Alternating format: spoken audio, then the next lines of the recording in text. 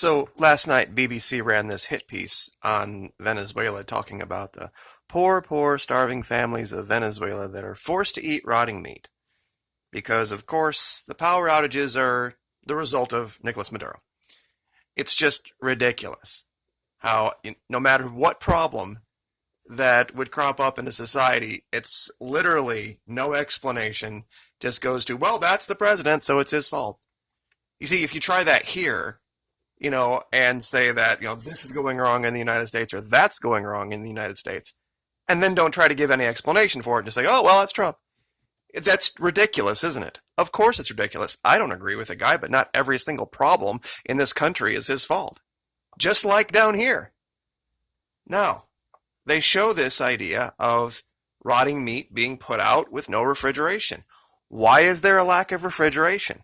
Well, we have seen over the last few years these very mysterious explosions at power stations, at oil refineries, at pipelines, at transformers. And of course, the mainstream media loves to run out this idea of, well, that's just what no maintenance and no money to pay anything, it's all falling apart and it's socialism and Maduro. It's ridiculous. When there is on tape now two different videos of this guy that Corker went down to release. Apparently that was the reason he was there, was to get this cat released to Spain. And they have him, not under interrogation. They intercepted two different Skype calls where him and another guy are planning and plotting to do this exact thing. To literally blow up different parts of infrastructure to paint the Maduro government in a negative light. They have people on tape admitting it now. But of course you're not going to hear it in the mainstream media. You're going to hear half the story. You're not going to hear the entire story. That this is why, of course, they report that Mr. Corker went down there with his wonderful ability to negotiate and got this guy released to Spain because he's suicidal. Because he probably realizes the jig is up. The game is over. He's getting left behind by the people who paid him. Now, do I think these two guys you're looking at here are the masterminds? No, they're low-level lackeys. This tracks itself right back to Bogota and tracks back to Miami. And that's what they're trying to hide. Corker definitely wanted this guy out of the hands of the Venezuelans and in a hospital in Madrid so that he didn't give up the game. The other guy got thrown out the window. And look, I perfectly believe he got thrown out the window. I think he got thrown out the window by his own people. Because he was ready to break. He was ready to sing. The other guy, the Alban. Now, in other news related, as was threatened, this has happened. They are no longer going to use the US dollar in international trade down there. And if you don't think this is going to make a difference, it is. Because now we have the Venezuelans, the Chinese, the Russians, the Italians, the Turks, possibly, maybe, giant maybe, the Saudis at some point, because they've threatened to. And then depending on in 2 weeks who wins the election in Brazil, perhaps Brazil as well, not backing and not standing with U.S. sanctions. Which means they're going to start supplying Venezuela. They're going to go around these sanctions and start supplying Venezuela with spare parts to fix refrigerators, which you can't get, diapers, which you can't get because of the U.S. sanctions. There are people in this country, businesses in this country that would be perfectly fine selling things to Venezuela, and Venezuela has the money to pay for it, but for the U.S. sanctions. And if you don't have this guy on your side, we talked about this guy over 6 months ago. He is not a good dude. He might be one of the most dangerous men in South America, the new president of Peru. And even he is saying, no, sorry, no invasion, no military overthrow. Not going to happen. But this is the game the mainstream media plays. False equivalency, correlation causation.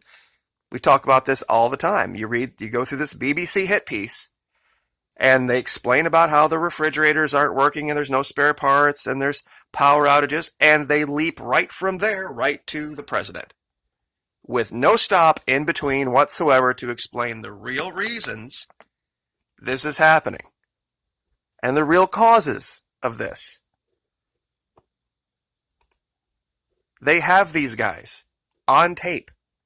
It's not an if. And we're not talking about on tape under interrogation. We're talking about on tape when they were free, a Skype call, 2 different times. And what I'm going to do is I'm going to make a link to Patreon and put that link down in the description to the Patreon page. It'll be free. It won't cost you a dime. And you can see the links there because sometimes that kind of stuff will not agree with YouTube. But in this article here, I wanted to show you something that I think would stun a lot of you. Now, this talks about the president of Venezuela approving these, what they call micro-missions. Well, really what these are the people, like we talked about yesterday, standing up and fixing their country without a profit motive.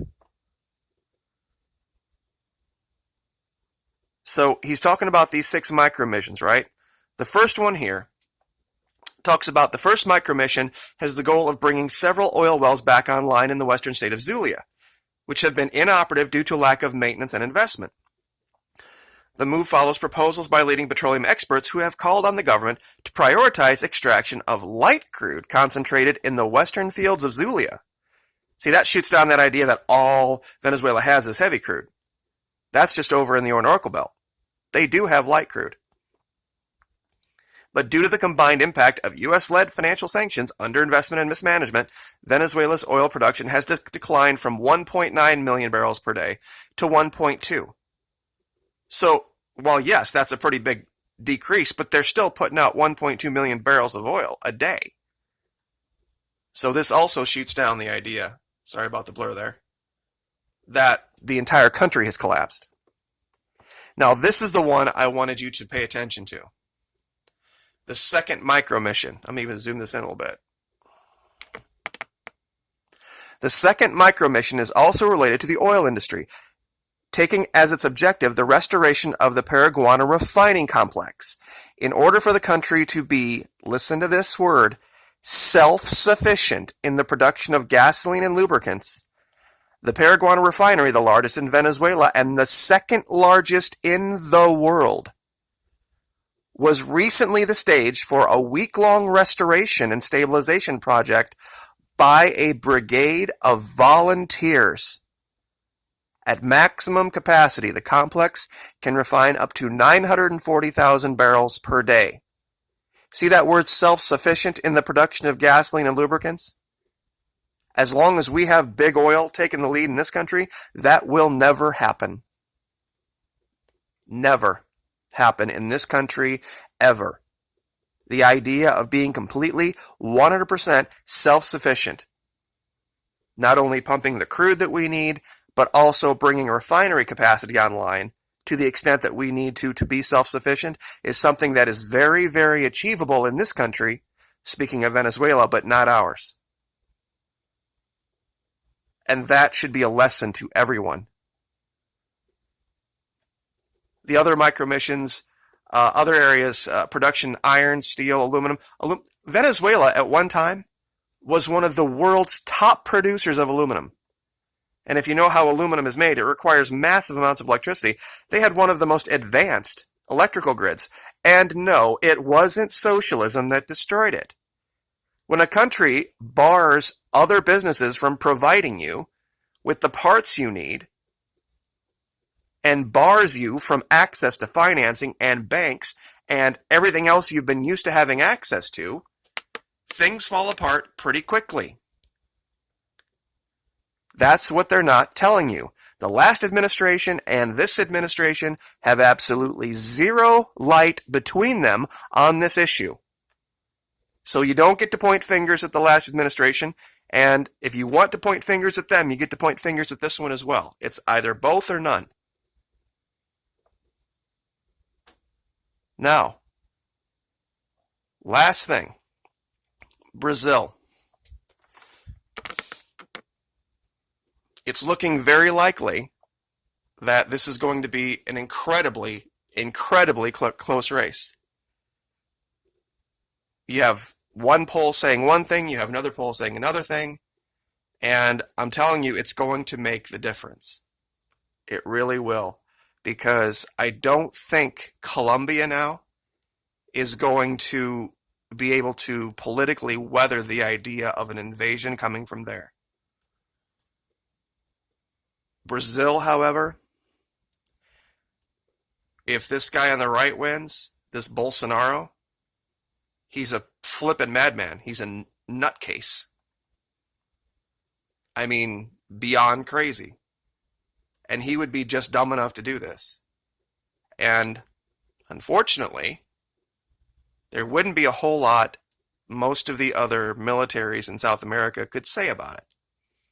They're just that much more powerful than everybody else down there. They're probably on par with every other, if you took every other South American country combined, it might be a fight. But I think this is why we had Mattis down there, because they realized that sentiment in Colombia would really not be for an invasion. And especially with Peru backing out now, it's going to be something that I tell you what, going into Christmas. And I didn't. I had a guy come and talk about how powerful the U.S. military is, and he was talking about the first Gulf War back in 1990, as if our military was still that big. It will not be the same thing. And you mark my words, one stray shot down there, and we have an issue like we did in Iraq with those burning wells. And we have it here. It's happening, and it's happening slowly. But this is starting to get out of the U.S.'s ability to deal with it. And I'm very fearful for how this is going to be reacted to in Washington. So just remember, when you see this kind of nonsense, they aren't telling you the whole story. And they have video now proving that everything people were saying about Colombia's involvement is true. They have video of it. Like, share, subscribe.